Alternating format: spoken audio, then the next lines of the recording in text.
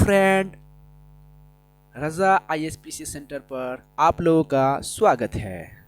तो चलिए आप लोगों के बीच एक और नई वीडियो लेकर के मैं आया हूँ। इस टॉपिक का नाम है बौद्ध धर्म। बौद्ध धर्म से रिलेटिव जो भी क्वेश्चंस होंगे आज हम इस टॉपिक में करेंगे एमसीक्यू और विथ एक्सप्लेनेशन के साथ। यह बुक पुनर्वलोकन घटना चक्र से हम लोग हिस्ट्री पढ़ रहे हैं। तो आज हम लोग वीडियो का आगाज़ करते हैं और क्वेश्चन की तरफ रुख करते हैं और हम लोग फर्स्ट नंबर क्वेश्चंस पढ़ते हैं कि बौद्ध धर्म हैं। फर्स्ट क्वेश्चन की तरफ चलते हैं कि गौतम बुद्ध का जन्म कब हुआ था। सब लोग जानते होंगे कि गौतम बुद्ध का जन्म कब हुआ और कहाँ हुआ, कैसे हुआ था। लगभग अमूमन साथियों ने और दोस्तों ने पढ़े होंगे गौतम बुद्ध के बारे में। तो चलिए आज हम लोग पढ़ते हैं गौतम बुद्ध का जन्म कब हुआ था। तब 563 ईस्वी, फर्स्ट नंबर ऑप्शन ए में ही है तो कहाँ, ईसापुर में हुआ था। तो इसका गौतम बुद्ध का जन्म कब हुआ था? तो 563 ईसापुर में, 563 ईसापुर में हुआ था। चलिए इसका एक्सप्लेनेशन हम लोग देखते हैं। गौतम बुद्ध का जन्म कपिल वस्तु के निकट लुम्बिनी में 563 ईसापुर में हुआ था। उनके पिता सुधोधन साक्यगन के प्रधान थे तथा माता माया देवी कोलिया गणराज के यानी कि कोलिया वंश की कन्या थी। 29 वर्ष की अवस्था में उन्होंने गृह त्याग दिया, जिसे बौद्ध ग्रंथों में महाभिनिष्क्रमण की संज्ञा दी गई।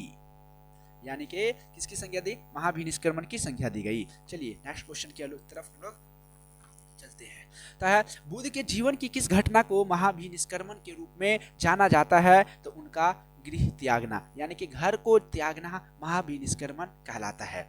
यूपी पीसीएस मेंस 2014 में पूछा हुआ क्वेश्चन है। चलिए नेक्स्ट क्वेश्चन की तरफ हम लोग चलते हैं। गौतम बुद्ध की माँ किस वंश से संबंधित थी? तो अभी हम लोग पढ़े थे कोलिय वंश से। किस वंश से? कोलिय वंश से थी। अगला क्वेश्चन है, बुद्ध का जन्म हुआ था तो कपिल वस्तु नहीं, लुम्बिनी में हुआ था। नेपाल में ये जगह पड़ता है। कहाँ पड़ता है ये जगह? नेपाल में पड़ता है। लुम्बिनी नामक स्थान पे हुआ था। अगला क्वेश्चन है, निम्नलिखित में से कौन सा नाम बुद्ध का दूसरा नाम था?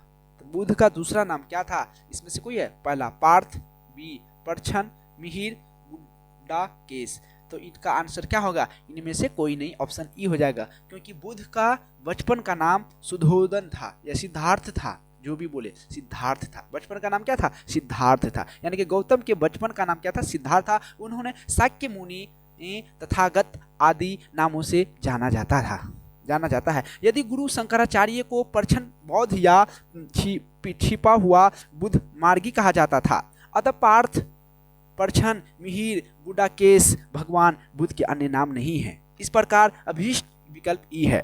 किंतु छत्तीसगढ़ लोक सेवा आयोग ने अपने प्रारंभिक एवं संशोधित दोनों ही उत्तर पत्रों में इस प्रश्न का उत्तर बी ही जारी किया। चलिए नेक्स्ट क्वेश्चन की तरफ हम लोग चलते हैं। क्या लिखा है? निम्नलिखित में से किस राजवंश के अभिलेख से इस परंपरा का समर्थन होता है कि लुम्बिनी शाक्य मुनि बुद्ध का जन्म स्थान था? तो वह मौर्य से। किससे? मौर्य से। यानी कि किस अभिलेख से इस परंपरा का समर्थन होता है कि लुम्बिनी शाक्य मुनि बुद्ध का जन्म स्थान था? तो मौर्य से। अगला, मौर्य वंशीय शासक अशोक के रूमिनदय अभिलेख। कौन सा अभिलेख? रूमिनदय अभिलेख से सूचना मिलती है कि शाक्य मुनि बुद्ध का जन्म लुम्बिनी में हुआ था। इस अभिलेख के अनुसार अशोक राज्याभिषेक के 20 वर्ष बाद यहाँ आया था और उनके उस स्थान की पूजा की थी जहाँ शाक्य मुनि बुद्ध का जन्म हुआ था।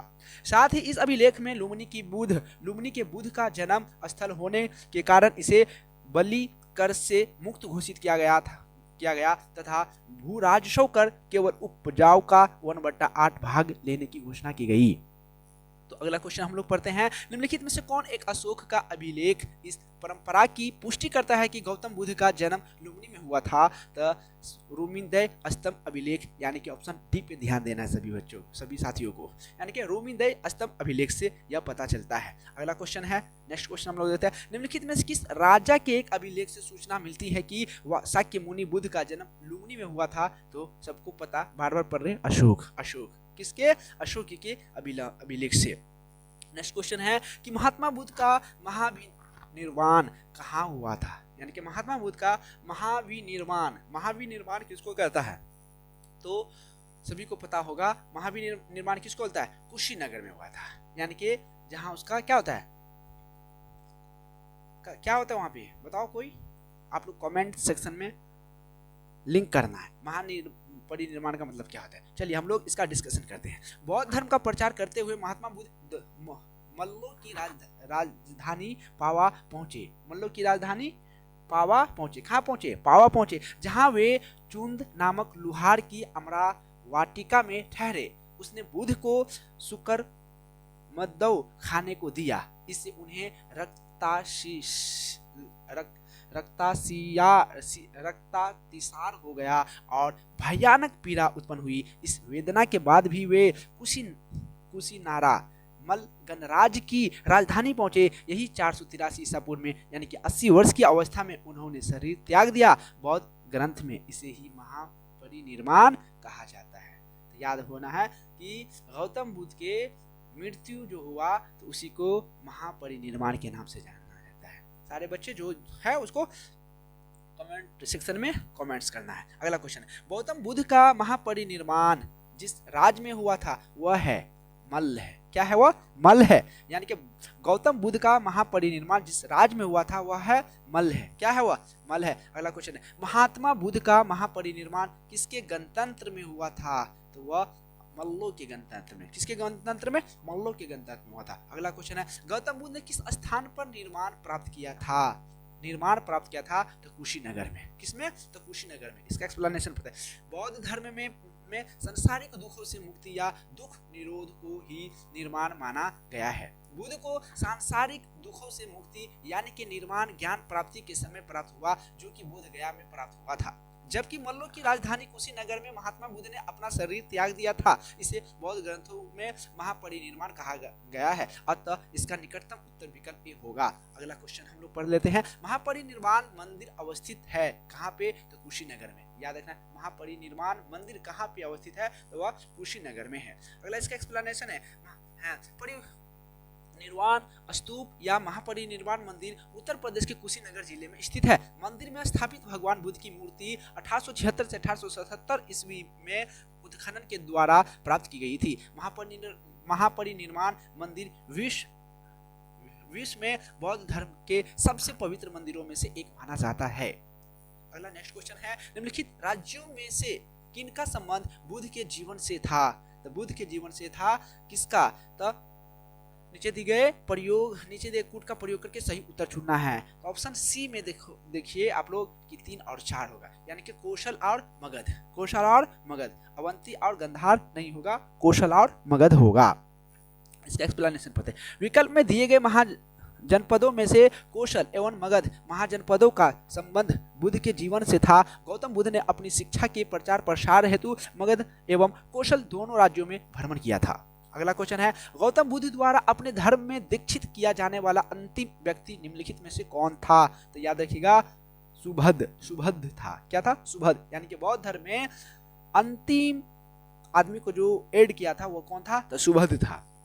नेक्स्ट क्वेश्चन है, अपने एक्सप्लेनेशन है, अपने जीवन के अंतिम वर्ष में गौतम बुद्ध अपने शिष्य चुंद के यहाँ पावा पहुंचे। यहाँ शुकर मध्य भोज सामग्री खाने से वे अतिसार रोग से पीड़ित हो गए। फिर वे पावा से कुशीनगर चले गए और यहीं पर सुभद्द को उन्होंने अपना अंतिम उपदेश दिया, है ना। बुद्ध द्वारा रूपांतरित निम्न व्यक्तियों में से कौन सा अंतिम था, तो याद रखिएगा सुभद्द था। क्या था, सुभद्द था। अगला क्वेश्चन है कि बुद्ध ने अपने जीवन की अंतिम वर्षा ऋतु कहाँ बिताई थी, तो वह सभी को मालूम है वैशाली में। कहाँ पे मनाई थी, वैशाली में। अगला इसका एक्सप्लेनेशन देख लेते हैं, है ना।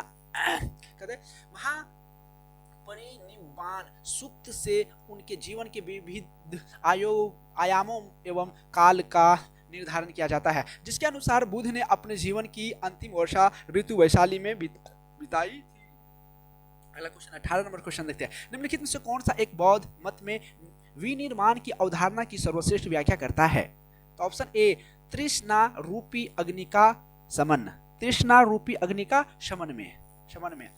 इसका एक्सप्लेनेशन है, बुद्ध ने निर्वाण को मन की उस परम शांति के रूप में वर्णित किया है जो तृष्णा, क्रोध और दूसरी विषादकारी मन स्थितियों में से परे है। यह शांति तभी प्राप्त होती है जब सभी वर्तमान इच्छाओं के कारण समाप्त हो जाए और भविष्य में पैदा हो सकने वाली इच्छाओं का जड़ से नाश हो जाए। विनिर्वाण में तृष्णा और द्वेष के कारण जड़ से समाप्त हो जाते हैं, जिससे मनुष्य सभी प्रकार के कष्टों यानी कि दुख, संसार से पुनर्जन्म के चक्र से छूट जाता है। अतः विकल्प ए सही उत्तर है। बोध गया में किसे ज्ञान प्राप्ति हुई थी? तो बोध गया में गौतम बुद्ध को ज्ञान की प्राप्ति हुई थी। किसको? बोध गया में गौतम बुद्ध को ज्ञान की प्राप्ति हुई थी। 67वीं PCS एग्जाम में पूछा हुआ है क्वेश्चन। बौद्ध धर्म के प्रवर्तक गौतम बुद्ध को ज्ञान की प्राप्ति बोध गया में हुई थी। यहाँ 6 वर्षों की कठिन साधना के बाद 35 वर्ष की अवस्था में वैशाख पूर्णिमा की रात्रि को एक पीपल वृक्ष के नीचे इन्हें ज्ञान की प्राप्ति हुई थी। अलार कलाम कौन थे? तो गौतम बुद्ध के गुरु थे, यानी कि बुद्ध के एक गुरु कौन थे? तो अलार कलाम थे। अगला, महाभिनिष्क्रमण के बाद ज्ञान की खोज में महात्मा बुद्ध अलार कलाम के आश्रम में पहुंचे तथा उसने उनसे दीक्षा ली। अलार कलाम के आश्रम में उन्होंने तपस्या की, किंतु वे इससे संतुष्ट नहीं हुए। अलार कलाम संख्या दर्शन के आचार्य थे तथा अपनी साधना शक्ति के लिए विख्यात थे। अगला क्वेश्चन है, महात्मा बुद्ध ने अपना पहला धर्म चक्र प्रवर्तन किस स्थान पर दिया था? लुम्बिनी में, सारनाथ में? सभी को पता है कहाँ पे दिया था वह? तो सारनाथ में दिया था। कहाँ पे दिया था? तो वह सारनाथ में दिया था। ज्ञान प्राप्ति के पश्चात गौतम बुद्ध ने अपने मत का प्रचार प्रारंभ किया। उरुवेला से वे सबसे पहले ऋषि पतन यानी कि वर्तमान में सारनाथ वाराणसी के निकट पड़ता है आए। यहाँ उन्होंने 5 ब्राह्मण सन्यासियों को पहला उपदेश दिया। इस प्रथम उपदेश को धर्म चक्र परिवर्तन कहते हैं, धर्म चक्र परिवर्तन कहा जाता है। बुद्ध ने अपना पहला उपदेश कहाँ दिया था? तो सारनाथ में दिया था, ये सभी को पता है। सारनाथ में अपना प्रथम प्रवचन किसने दिया था? तो महात्मा बुद्ध ने दिया था। गौतम बुद्ध अपना प्रथम उपदेश कहाँ दिया था? सारनाथ में दिया था। अगला क्वेश्चन है, ग्रंथों में उल्लिखित धर्म चक्र परिवर्तन है क्या है? तो सारनाथ में दिए गए उनका प्रथम उपदेश है। तरह तरह का क्वेश्चन गौतम बुद्ध से बना के क्वेश्चन पूछता रहता है एग्जामिनर, तो हमें इसके पैटर्न को पकड़ना है और हम इसके अकॉर्डिंग आंसर देना है। धर्म चक्र परिवर्तन किया गया था सांची में, सांची में या श्रावस्ती में। फिर अगला है सारनाथ में, तो सारनाथ में कहाँ किया गया था? इसका आंसर होगा Sarnath, option number C. Buddha ने सर्वाधिक उपदेश दिए थे श्रावस्ती में। कहाँ दिए थे? श्रावस्ती में। बुद्ध के सबसे अधिक शिष्य कौशल राज्य में हुए थे तथा यहाँ की राजधानी श्रावस्ती में ही उन्होंने सर्वाधिक उपदेश दिया था। अगला क्वेश्चन है कि बुद्ध कौशाम्बी किसके राजकाल में आए थे? तो वह उदयन के राजकाल में। किसके? उदयन के राजकाल में। महात्मा बुद्ध व तक्षराज उदयन के शासनकाल में कौशाम्बी आए थे। वहां उन्होंने 9वां वर्षावास किया। उदयन ने पिंडोला भारद्वाज के प्रभाव से बौद्ध बनने के बाद घोषिता राम विहार भिक्षु संघ को दान दिया था। नेक्स्ट क्वेश्चन है, बुद्ध की मृत्यु के पश्चात प्रथम बौद्ध संगीति की अध्यक्षता की गई थी तो वह महाकश्यप द्वारा। किसके द्वारा? महाकश्यप के द्वारा। याद रखना, बुद्ध की मृत्यु के पश्चात बौद्ध धर्म संगीत की अध्यक्षता की गई थी तो महाकश्यप के द्वारा। अगला इसका एक्सप्लेनेशन पढ़ लेते हैं हम लोग। प्रथम बौद्ध संगीति यानी कि प्रथम बौद्ध परिषद बुद्ध की मृत्यु के तत्काल बाद राजगिरी यानी कि राजगीर की सप्तापर्णी गुफा में हुई। इस समय मगध का शासक अजातशत्रु था। इस संगीति का अध्यक्षता कश्यप ने की तथा इसमें बुद्ध के प्रमुख शिष्य आनंद और उपाली भी उपस्थित थे।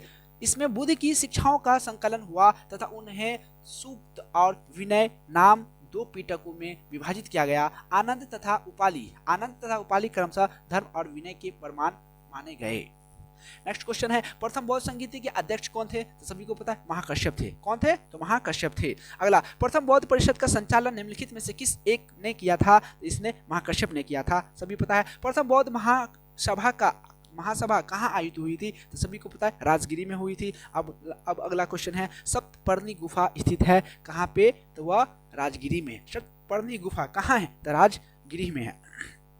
नेक्स्ट क्वेश्चन है, भगवान बुद्ध ने महापरिनिर्वाण के बाद पहली बौद्ध संगीति की थी कहाँ पे? तो राजगीर में। कहाँ पे? राजगृह में। कश्मीर में कनिष्क के शासनकाल में जो बौद्ध संगीति आयोजित हुई थी उसकी अध्यक्षता निम्नलिखित में से किसने की थी? तो उसकी अध्यक्षता वसुमित्र ने की थी। किसने की थी? तो इसकी अध्यक्षता वसुमित्र ने की थी। इसका एक्सप्लेनेशन पढ़ लेते हैं हम लोग, है ना। क्या है? बौद्ध धर्म की चतुर संगीति कुषाण शासक कनिष्क के राज्यकाल में कश्मीर के कुंडलवन में हुई थी। इसकी अध्यक्षता वसुमित्र ने की तथा अश्वघोष इसके उपाध्यक्ष बने। इस सभा में महासांघिकों का वर्चस्व था। यहाँ बौद्ध ग्रंथों के कठिन अंशों पर सम्यक विचार किया गया तथा प्रत्येक पीटक पर भाष्य लिखकर उन्हें विभाषा शास्त्र नामक टीकाओं में संकलित कर दिया गया। इसी समय बौद्ध धर्म हीनयान और महायान नामक दो स्पष्ट संप्रदायों में विभक्त हो गया, यानी कि दो भागों में बंट गया। तो कहने के लिए सीधा सीधी बात है कि चौथी बौद्ध संगीति जो कुंडलवन कश्मीर में हुआ उसी वक्त क्या हो गया था? ये दोनों दो भागों में बंट चुके थे। अगला नेक्स्ट क्वेश्चन हम लोग, बौद्ध धर्म की महायान शाखा औपचारिक रूप से किसके शासनकाल में प्रकट हुई थी? तो वह कनिष्क के शासनकाल में। किसके शासनकाल में?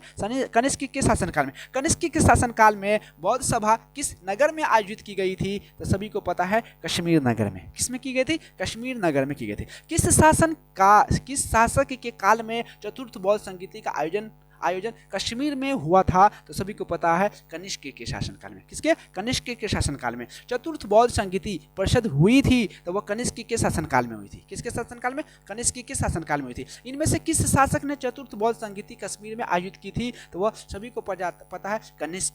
किसने? कनिष्क ने की थी। किसने? कनिष्क ने की थी। अगला क्वेश्चन है, निम्नलिखित पर विचार कीजिए। स्टेटमेंट वाला क्वेश्चन है कि कब बोल और क्वेश्चन उपयुक्त में से कौन सी यह विशेषता महायान बौद्ध मत की है? तो अगला इसका आंसर 3 हो जाएगा। बोला बुद्ध में देवत्वारोपण, ये भी बात सही है। बौद्धिस्ट के पथ पर चलना, ये भी बात सही है। मूर्ति उपासना तथा अनुष्ठान करना, ये बात, यानी कि इसका आंसर क्या हो जाएगा? डी हो जाएगा। 1 2 3 तीनों सही है। एक्सप्लेनेशन है इसका, क्या बोला है? महायान बौद्ध मत बुद्ध की लोकोत्तर सत्ता तथा देवता में विश्वास करता है और बुद्ध के अनेक अवतारों एवं गुरूपों में विश्वास करता है। साथ ही यह बुद्धों के मार्ग पर चलने वाले को बुद्धिस्तव कहता है। जो सभी मानवों की मुक्ति में सहायता करता है। बुद्धिस्तव के पथ पर चलना इस मत में अनुकरणीय कहा गया है। हिंदू धर्म के प्रभाव में बुद्ध में देवत्व के आरोपण के साथ ही अनुष्ठान और मूर्ति पूजा महायान की मुख्य पद्धति बन गई। अतः तीनों कथन सत्य है। निम्नलिखित 4 स्थानों में बौद्ध संगीतियों के सही कालानुक्रम दिए गए कूट से करें। तो अगला पूछा, वैशाली, राजगीर, कुंडलवन और पाटलिपुत्र। तो पहला वाला हुआ था राजगीर में, दूसरा वाला हुआ था वैशाली में, तीसरा वाला हुआ था पाटलिपुत्र में, चौथा वाला हुआ था कुंडलवन में। तो किसमें आंसर है? 2 1 4 3 2 1 2 1 4 3 ऑप्शन नंबर डी में है। चलिए इसका क्वेश्चन है, इसका एक्सप्लेनेशन पढ़ लेते हैं हम लोग। कहते प्रथम बौद्ध संगीति बुद्ध की मृत्यु के तत्काल बाद मगध नरेश अजात शत्रु के कार्यकाल में राजगिरी में स्थित सप्तपर्णी गुफा में संपन्न हुई। फिर द्वितीय बौद्ध संगीति का आयोजन कालाशोक के शासनकाल में बुद्ध की मृत्यु के 100 वर्ष बाद वैशाली में किया गया था। तृतीय बौद्ध संगीति मौर्य सम्राट अशोक के शासनकाल में पाटलिपुत्र में हुई थी और मेगालिपुत्र इसके अध्यक्ष थे। चतुर्थ बौद्ध संगीति कनिष्क के शासनकाल में कुंडनवल यानी कि कश्मीर में संपन्न हुई थी। इसकी अध्यक्षता वसुमित्र एवं उपाध्यक्ष अश्वघोष ने की थी। ये सारे बात पता चल गया। पहला कहाँ हुआ था? राजगीर में, दूसरा वैशाली में, तीसरा पाटलिपुत्रा अशोक के राजधानी में, और चौथा कनिष्क के समय कुंडनवल जम्मू कश्मीर में हुआ था।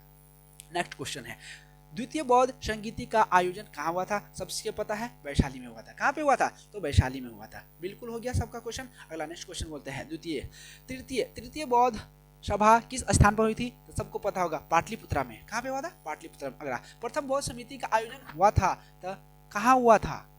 अजातशत्रु के शासनकाल में हुआ था। किसका शासनकाल में? अजातशत्रु के शासनकाल में हुआ था। अगला क्वेश्चन है, निम्नलिखित में से किस नगर में प्रथम बौद्ध सभा आयोजित की गई थी? राजगीर। कहाँ पे? राजगीर में की गई थी। अगला, निम्नलिखित में से किस शासक ने द्वितीय बौद्ध सभा का आयोजन किया था? किस शासक ने? तो कालासुर के समय में हुआ था। याद पढ़े थे हम लोग, कालासुर के समय में। अगला, निम्न का सही मिलान करे, बौद्ध परिषद और अध्यक्ष। सब तो प्रथम बौद्ध परिषद के अध्यक्ष कौन थे? वसुमित्र, महाकश्यप, सभाकर्मी और मेगापुलिद। तो क्या होगा? महाकश्यप। कौन थे? तो वह महाकश्यप होगा। कौन होगा? चलिए यहाँ हम लोग आप लोग को क्लियर करा देते हैं। प्रथम बौद्ध परिषद के अध्यक्ष कौन थे? महाकश्यप थे। प्रथम बौद्ध परिषद के कौन थे? महाकश्यप थे। और द्वितीय बौद्ध परिषद के कौन थे? सभाकामी थे, यानी कि सुबुकामी बोला जाता है। तृतीय बौद्ध परिषद के मोंगलीपुत्तिन बोला जाता है, मोंगलीपुत्तिस बोला जाता है। और चतुर्थ बौद्ध परिषद के वसुमित्र। कौन को है? तो वसुमित्र होगा। याद हो गया ना सभी को? अगला नेक्स्ट क्वेश्चन हम लोग चलते हैं। बुद्ध के जीवन की 4 महत्वपूर्ण घटनाओं और उनसे संबंध 4 स्थानों का नीचे उल्लेख है। ये 2 स्तंभ 1 और 2 में अंकित है। आपको इनका सुमेल करना है। चलो हम लोग इसका सुमेल करते हैं। पहला, जन्म, ज्ञान की प्राप्ति, प्रथम प्रवचन और निधन। तो जन्म का कहाँ हुआ था? तो एक का 3 में हुआ था, यानी कि लुम्बिनी में। यानी कि गौतम बुद्ध का जन्म कहाँ हुआ था? लुम्बिनी में हुआ था। सी नंबर ऑप्शन सब देख लेना है। और दूसरा, ज्ञान की प्राप्ति कहाँ हुआ था उसको? तो बोध गया में। प्रथम प्रवचन कहाँ दिया था? तो सारनाथ में दिया था। और निधन कहाँ हुआ था? कुशीनगर। ये बात सभी को पता होगा। 1 का 3, 2 का 2, 3 का 1, 4 का 4। चलिए इसका एक्सप्लेनेशन पढ़ लेते हैं। महात्मा बुद्ध का जन्म 563 ईस्वी में कपिल वस्तु के समीप लुम्बिनी में हुआ था। उरुवेला, बोध गया, यानी कि वर्तमान में वैशाली पूर्णिमा की रात को उन्हें ज्ञान की प्राप्ति हुआ।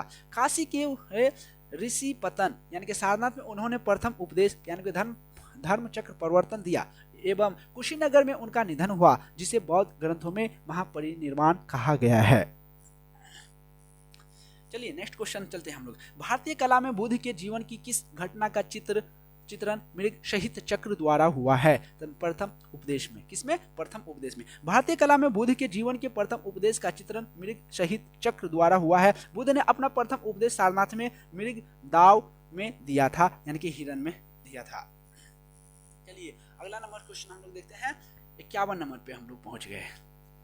तो जल्दी करना है और एक्सप्लेनेशन को भी बढ़िया से देखना है। कम समय में ज्यादा से ज्यादा क्वेश्चन को हम लोग को क्या करना है? कवर करना है। सूची 1 को सूची 2 से सुलेमित कीजिए तथा सूचियों के नीचे दिए गए कूट से सही उत्तर चुनिए। सूची 1 चिन्ह और सूची 2 इसका अर्थ, चिन्ह और अर्थ, यानी कि गौतम बुद्ध का जो जन्म हुआ था वह कहाँ पे हुआ था, तो उसका अर्थ क्या था, चिन्ह क्या था, सभी को पता होगा। तो क्या था उसका? तो उसका क्या होगा? जन्म का कमल था। जन्म का क्या था? कमल था। जन्म का क्या था?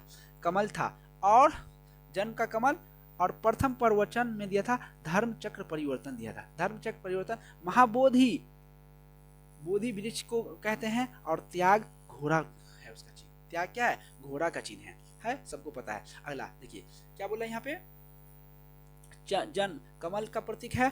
प्रथम प्रवचन धर्म चक्र परिवर्तन कहलाता है। महाबोधि बोधि वृक्ष के नीचे हुआ था। गृह त्याग घोड़ा पर हुआ था। अगला क्वेश्चन है, कहता है कर मापा लामा तिब्बत के बुद्ध संप्रदाय के किस वर्ग का है? किस वर्ग का है? तो वह कंग्यूपा का है। कंग्यूपा का किसका है? तो कंग्यूपा का है। कर मापा लामा तिब्बत के बौद्ध संप्रदाय कंग्यूपा वर्ग से संबंधित है। किससे संबंधित है? वर्ग से संबंधित है। अगला क्वेश्चन है, महात्मा बुद्ध के संबंध में निम्नलिखित कथनों में कौन सही है? यानी कि महात्मा बुद्ध के संबंध में ये स्टेटमेंट पढ़ना है और चुनना है कि कौन उत्तर सही है, कौन स्टेटमेंट सही है। तो बोलिए। पहला, उनका जन्म कपिल वस्तु में हुआ था। कपिल वस्तु में हुआ था।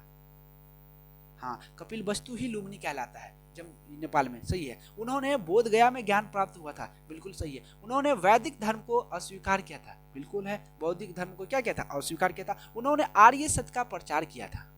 उन्होंने आर्य के सत्य का प्रचार किया था, यानी कि चारों स्टेटमेंट सही है, सभी सही है। तो उपर्युक्त प्रश्नों में विकल्प डी सही उत्तर है, क्योंकि उपर्युक्त सभी कथन सही है। जन्म कपिल वस्तु में, कपिल वस्तु के लुम्बिनी में, ज्ञान बोध गया में, वैदिक धर्म की अस्वीकार्यता तथा 4 आर्य सत्यों का प्रचार सही सभी है। अगला क्वेश्चन है, बोध गया में महाबोधि मंदिर बनाया गया। बोध गया में बोध गया में महाबोधि मंदिर बनाया गया, जहाँ गौतम बुद्ध को ज्ञान प्राप्त हुआ, जहाँ गौतम बुद्ध को क्या हुआ, ज्ञान प्राप्त हुआ। ऐसा क्वेश्चन 45 बीपीएससी में पूछा हुआ है। बोध गया में 6 वर्ष की साधना के पश्चात 35 वर्ष की आयु में महात्मा बुद्ध को वैशाख पूर्णिमा की रात को एक पीपल वृक्ष के नीचे ज्ञान प्राप्त हुआ था। याद रखिएगा, बोध गया में 6 वर्ष की साधना के पश्चात 35 वर्ष की आयु में महात्मा बुद्ध को वैशाख पूर्णिमा की रात को एक पीपल वृक्ष के नीचे ज्ञान की प्राप्ति हुई थी। ये बात याद रखना है सभी बच्चे। अगला क्वेश्चन है, बोध गया में बोधि वृक्ष अपने वंश की इस पीढ़ी का कौन सा है? तो ये पंचम पीढ़ी का है। कौन सा पीढ़ी का है? पंचम पीढ़ी का। या माँ बोधि मंदिर में स्थित वर्तमान बोधि वृक्ष वही नहीं है जिसके नीचे बैठकर महात्मा बुद्ध ने ज्ञान प्राप्त किया था।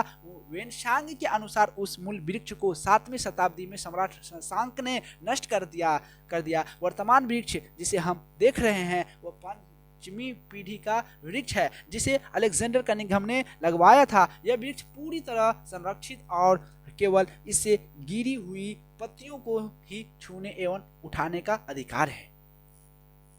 अगला क्वेश्चन है, निम्नलिखित में से कौन सा बौद्ध पवित्र स्थल निरंजना नदी पर स्थित है? तो बोध गया। सभी को पता होगा कौन सा होगा, बोध गया होगा। इसका एक्सप्लेनेशन, पवित्र बौद्ध स्थल बोध गया जहां गौतम बुद्ध को सर्वप्रथम ज्ञान प्राप्त हुआ था, निरंजना नदी पर स्थित है। आधुनिक फल्गु यानी कि फल्गु नदी की को ही पूर्व में निरंजना के नाम से जाना जाता था। यह नदी 2 छोटी धाराओं निरंजना एवं मोहना के मिलने के बाद बनती है। अगला क्वेश्चन है, बुद्ध के उपदेश किससे संबंधित है? तो सभी को पता होगा, आचरण की शुद्धता व पवित्रता से। आचरण की शुद्धता और पवित्रता से संबंधित है, यानी कि महात्मा बुद्ध के उपदेश आचरण की पवित्रता एवं शुद्धता से संबंधित है। बुद्ध के उपदेशों में आत्मा संबंधित विवाद नहीं है। धार्मिक कर्मकांडों की बुद्ध ने आलोचना की। धार्मिक कर्मकांडों की बुद्ध ने क्या की? आलोचना की थी। अब हम लोग अगला क्वेश्चन नेक्स्ट चलते हैं कि निम्नलिखित में से कौन बुद्ध के जीवन काल में ही संघ प्रमुख होना चाहता था? तो ये देवदत्त। कौन होना चाहता था? तो देवदत्त। अगला इसका एक्सप्लेनेशन पढ़ लेते हैं। देवदत्त बुद्ध का चचेरा भाई था। वो पहले उनका अनुगत बना और फिर उनका विरोधी बन गया। वह बौद्ध संघ से बुद्ध को हटाकर स्वयं संघ का प्रधान बनना चाहता था, किंतु उसे इसमें सफलता नहीं मिली। वस्तुतः देवदत्त उसी दिन से संघ का प्रधान बनने की सोचने लगा था जब वह पहले भिक्षु बना था। गौतम बुद्ध ने अपनी मृत्यु के उपरांत बौद्ध संघ के नेतृत्व के लिए निम्नलिखित में से किससे नामित किया था? तो वह याद रखिएगा, ऊपर में से कोई नहीं, डी होगा। देखते हैं, कुशीनगर में मल्लों के साल 1 में विश्राम के दौरान अपनी मृत्यु के पूर्व बुद्ध ने भिक्षुओं को निकट बुलाकर धर्म उपदेश दिया। आनंद, शायद तुम मेरा सोचो कि हमारे शासक चल गए, अब हमारा शास्ता नहीं है। आनंद, ऐसा मत समझना, मैंने जो धर्म विनय किए हैं मेरे बाद वे ही तुम्हारे शास्ता होंगे। इस प्रकार स्पष्ट है कि बुद्ध ने अपनी मृत्यु के उपरांत बौद्ध संघ के नेतृत्व के लिए किसी को नामित नहीं किया था, बल्कि अपने उपदेशों यानी कि धर्म विनय को ही मार्गदर्शन बताया था। अगला क्वेश्चन है कि अष्टांग मार्ग की संकल्पना अंग है। क्या है? धर्म चक्र परिवर्तन, शुद्ध के विषय वस्तु का ISPD 1998 में पूछा हुआ क्वेश्चन है, याद रखना है। गौतम बुद्ध ने चतुर्थ आर्य सत्य में दुख निरोध का उपाय बताया है। इसे दुख निरोध गामिनी प्रतिपदा कहा जाता है। इसे मध्यमा प्रतिपदा या मध्यम मार्ग भी कहते हैं। इस मध्यमा प्रतिपदा में 8 सोपान हैं, इसलिए इसे अष्टांगी मार्ग भी कहते हैं। ये 8 सोपान है: सम्यक दृष्टि, सम्यक संकल्प, सम्यक वाक, सम्यक कर्मांत, सम्यक आजीव, सम्यक व्यायाम, सम्यक स्मृति एवं सम्यक समाधि। अष्टांगी मार्ग धर्मचक्र परिवर्तन शुद्ध की विषय वस्तु का अंग है। अगला नेक्स्ट क्वेश्चन है, गौतम बुद्ध के बारे में निम्नलिखित में से क्या सत्य है? यानी कि गौतम बुद्ध के बारे में कौन सा स्टेटमेंट सही है? तो पहला, वे कर्म में विश्वास करते थे। दूसरा, इसका स्टार दिया हुआ है, याद रखना है। वे कर्म में विश्वास करते हैं। दूसरा, आत्मा शरीर में परिवर्तन मानते थे। आत्मा शरीर में क्या है, परिवर्तन मानते थे। निर्वाण प्राप्ति में विश्वास करते थे। ईश्वर की सत्ता में विश्वास करते थे, बिल्कुल नहीं करता था। हाँ, निर्वाण प्राप्ति में विश्वास करता था, ये सही है। आत्मा का शरीर में परिवर्तन मानते थे, ये भी बात सही है। निम्नलिखित के सही उत्तर चयन कीजिए। तो इसमें आंसर ही नहीं दिया है, स्टार कर दिया है ना। कुछ पॉइंट सही है, कुछ स्टेटमेंट गलत भी है। चलिए हम लोग देखते हैं एक्सप्लेनेशन, फिर पता चल जाएगा। महात्मा बुद्ध कर्म सिद्धांत में विश्वास करते थे, ये बात सही है। वे आत्मा में विश्वास न करते हुए भी पुनर्जन्म में विश्वास करते थे। बुद्ध के अनुसार चेतना कर्मफल का पुनर्जन्म होता है।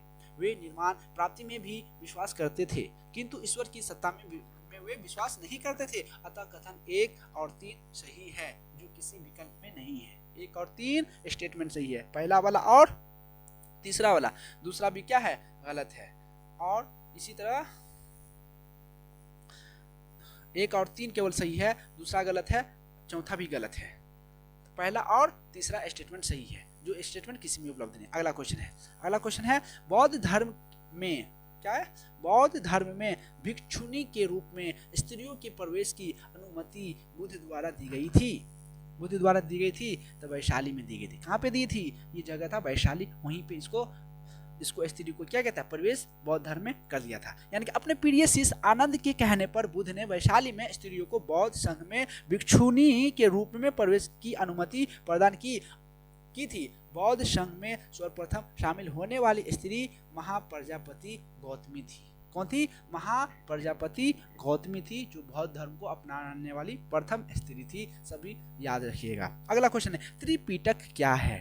त्रिपिटक बुद्ध के उपदेशों का संग्रह है, यानी कि गौतम बुद्ध के उपदेशों का संग्रह को ही त्रिपिटक कहते हैं। एक्सप्लेनेशन पढ़ते हैं। त्रिपिटक बौद्ध ग्रंथ में सर्वाधिक महत्वपूर्ण है। बुद्ध की मृत्यु के बाद उनकी शिक्षाओं को संकलित कर 3 भागों में बांटा गया, इन्हीं को त्रिपिटक कहते हैं। ये विनय पिटक यानी कि संघ संबंधित नियम तथा आचार की शिक्षा, सुत्त पिटक धार्मिक सिद्धांत तथा अभिधम्म पिटक दार्शनिक सिद्धांत। ये तीनों कार्य समझिए। विनय पिटक संघ संबंधित नियम तथा आचार की शिक्षाएं, आचार द्वारा जो भी शिक्षा दिया था वो विनय पिटक में है।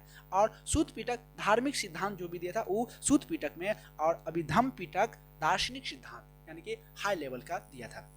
अगला क्वेश्चन है त्रिपिटक ग्रंथ किस धर्म से संबंधित है। तो सबको पता है बौद्ध धर्म से संबंधित है। किस धर्म से है, तो बौद्ध धर्म से संबंधित है। अगला नेक्स्ट क्वेश्चन है त्रिपिटक किसकी धार्मिक पुस्तक है। तो बौद्ध धर्म की धार्मिक पुस्तक है, सबको पता है। अगला क्वेश्चन है त्रिपिटक निम्नलिखित में से किससे संबंधित है। तो सबको पता है बौद्ध से संबंधित है। अगला निम्नलिखित में से किस बौद्ध ग्रंथ में संघ जीवन के नियम प्राप्त होते हैं। तो विनय पिटक में। अभी पर क्या है, विनय पिटक में संघ जीवन के नियम प्राप्त होते हैं। अगला क्वेश्चन है यमक बुद्ध पिटक से संबंधित है, तो वह अभिधम्म में। यमक बुद्ध पिटक से संबंधित है तो अभिधम्म में। अभिधम्म पिटक में दार्शनिक सिद्धांतों का संग्रह मिलता है। यह प्रश्न उत्तर के रूप में है। अभिधम्म पिटक के अंतर्गत 7 ग्रंथ सम्मिलित है। धम्म, संगनी, विभंग, धातु कथा, पुग्गल, पंचित है ना, कथा वातुथु, यमक तथा पठान, ये सब है। अगला क्वेश्चन है निम्नलिखित में से किस बौद्ध साहित्य में महात्मा बुद्ध के नैतिक एवं सिद्धांत संबंधित प्रवचन संकलित है। तो ऑप्शन डी सुत्त पिटक में। किसमें है, सुत्त पिटक में। अगला एक्सप्लेनेशन पढ़ते हैं। सुत्त पिटक में महात्मा बुद्ध के नैतिक एवं सिद्धांत संबंधित प्रवचन संकलित है, अर्थात इसमें बौद्ध धर्म के सिद्धांत एवं उपदेश संग्रह है। जबकि विनय पिटक में संघ संबंधित नियम तथा दैनिक जीवन संबंधित आचार विचारों की विधि निषेधों आदि का संग्रह है। जातकों में बुद्ध के पूर्व जन्मों की कहानियां संग्रहित है। अगला क्वेश्चन है बौद्ध धर्म में त्रिरत्न का क्या अभिप्राय है। तो बुद्ध धम्म और संघ है। अगला एक्सप्लेनेशन इसका, बुद्ध धम्म एवं संघ बौद्ध धर्म के त्रिरत्न है। बुद्ध की मृत्यु के बाद उनकी शिक्षाओं को संकलित कर 3 भागों में बांटा गया, इन्हीं को त्रिपिटक कहा जाता है। ये विनय पिटक, सुत्त पिटक और अभिधम्म पिटक है। अगला क्वेश्चन है उपयुक्त में से कौन सा कथन सही है, इसको चुनना है। कौन सा कथन स्टेटमेंट सही है, इसी को पढ़ते हैं हम लोग। बौद्ध दर्शन के विशेषता के संबंध में निम्नलिखित कथनों पर विचार कीजिए। पहला, बौद्ध दर्शन का बीज गौतम बुद्ध की शिक्षाओं में ही मिलता है। ये बात सही है? तो हाँ, सही है। बुद्ध ने हमेशा दार्शनिक समस्याओं में उलझने के बजाय मानवीय कष्टों से मुक्ति के लिए नैतिक जीवन जीने पर जोर दिया। ये भी स्टेटमेंट सही है। यहाँ पर दोनों का दोनों, तो आंसर इसका सी हो जाएगा। चलिए इसका एक्सप्लेनेशन हम लोग देख लेते हैं।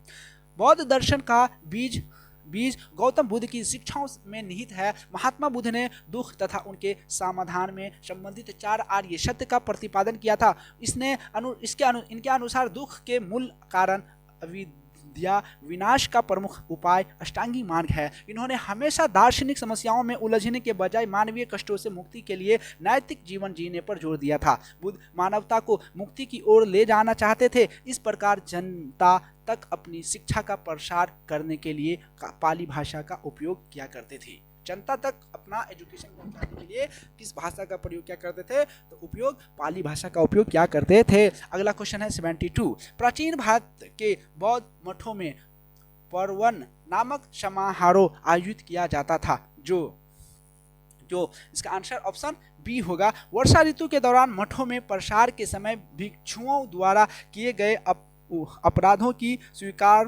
स्वीकारोक्ति पर अवसर होता था। ये बात सही है। अगला क्वेश्चन हम लोग देखते हैं। इसका एक्सप्लेनेशन भी देख लेंगे। देख ही लेते एक्सप्लेनेशन में क्या है, देखते हैं। चलिए, वर्षा ऋतु के समय 4 महीने बौद्ध भिक्षु बौद्ध महाविहारों में निवास करते थे। निवास करते थे, विनाश नहीं, निवास, सॉरी गलती हो गया, निवास करते थे। वर्षा ऋतु के समय 4 महीने बौद्ध भिक्षु बौद्ध महाविहारों में निवास करते थे। इस समय धर्म प्रचार का कार्य स्थगित रहता था। वर्षा ऋतु की समाप्ति पर जब पुनः धर्म प्रचार कार्य प्रारंभ होता था तो बौद्ध भिक्षु